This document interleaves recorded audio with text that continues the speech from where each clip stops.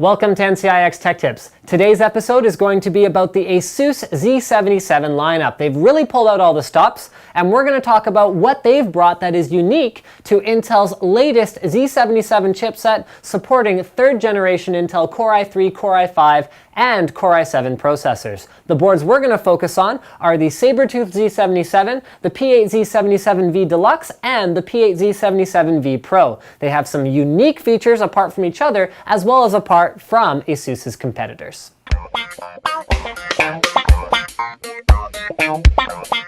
Without going too far into the trickle-down effect, I'm going to just give you guys a generalization. So this is a couple generations old Asus very high-end motherboard. This is an ROG, Republic of Gamers level board, and it has a really cool feature, or at the time was really cool and unique, called USB BIOS flashback. Now, with the Z77 lineup, we have USB BIOS flashback pretty much across the board from top to bottom in their lineup. USB BIOS flashback allows you to just throw a BIOS file on a USB drive, pop it in the back of the board, and press a button, flash your BIOS just like that. You don't even need a CPU or RAM installed. So what Asus is trying to do is taking these features that used to be really high-end and bringing them to the masses. So the features that are carrying forward are USB BIOS flashback, as well as Intel LAN. Intel LAN has been implemented across the board rather than using third-party LAN chipsets. Finally, PCIe 3.0 is now supported on all Z77 boards, and it was only supported on more premium tier Z68 boards. And finally, their Digi Plus VRM. So that means full digital VRM for the CPU, the memory, and the integrated GPU is now on even low-end Z77 motherboards.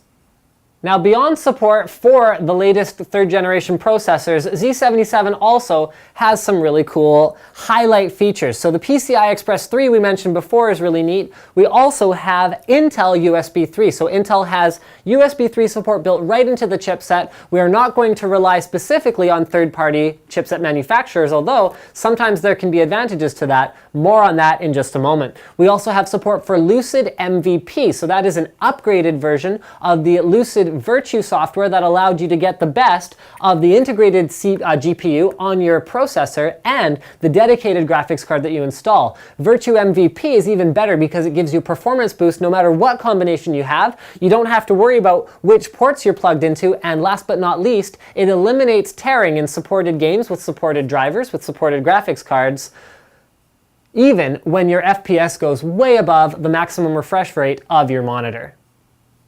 Now, most of the Asus specific features that aren't just the quality hardware that's built into the board are accessed through AI Suite. So that is their software. You download it off the Asus website, or if you're a noob, you install it off the disk that's included with your motherboard. Please don't do that. We're going to start with thermal radar. This is a feature that is specific to the Sabertooth Z77.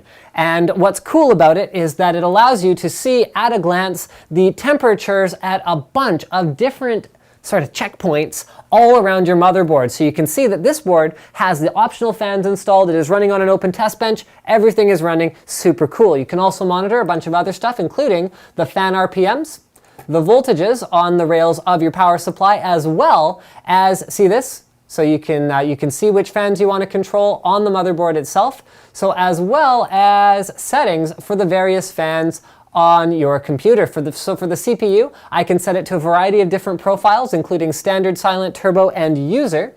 User is my favorite because it allows me to basically just move this around and go, oh, okay, I want it to be super silent when we're running at 12 degrees, and then I want it to ramp up faster when we get to 35 degrees, and then I want it to level out when we get up to around 75 degrees. All I got to do is apply, and as the temperatures change, my fan RPMs are going to change according to this curve. This is a very cool feature, and it's accessible for a variety, here we're just going to go back, of the different fans in your system. So here are your case fans, and then here are the fans that are running off the motherboard itself. Finally, there's fan overtime, which is neat because it keeps the fans running even when your system turns off in order to cool things down a little faster. Whether that makes a difference in terms of the longevity of the board, it's very debatable. However, Asus is backing it up. They're saying, okay, well, we'll give you a 5-year warranty for the tough class components that we use on this board, as well as the features that we're building into it.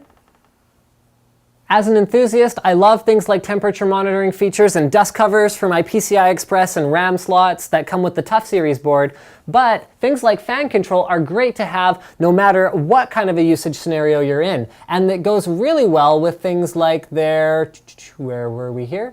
The DigiPlus power control. So using the DigiPlus power control, you can actually set target power consumption levels for your system. So you can make your system as silent and as power efficient as you want. Now, for an individual end user running a deluxe level enthusiast board, that may not be as much of a concern, but what if you're deploying 50 systems in an office environment, you're using an LE level board? Well, guess what? Because they've got digital power across the board, you get to take advantage of those features, including the fan control and the power savings. So there's also other stuff in here, including the CPU power control. Oh, that's the one we're looking at, Smart Digi Plus, as well as the DRAM power control. Now, other cool things, Turbo V Evo, we've been through that in a separate episode. It's awesome. If you want to overclock your CPU in a hassle-free way, pretty much just use it. You can also use their USB Charger Plus in order to charge your devices even when your system's off. USB 3 Boost uses the as-media ports in order to run in either a boost mode, which is compatible with all devices, or UASP, which is compatible with only compatible devices,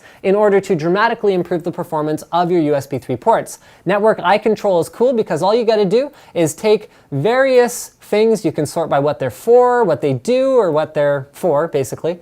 And then you just take them up here, you go, okay, Punk Buster. Guess what? Punk Buster, you don't get a very high bandwidth priority, period. And then you can save your profiles in order to easily manage what gets the best network performance on your system and what does not get as much attention. You got your monitoring software in here, updating, including your USB BIOS flashback, updating the software, as well as updating the logo that pops up when you first boot up your system. And finally, you can see your system information, should you see fit. So this is the same kind of stuff you can see in the BIOS, but here it is in AI Suite just for you.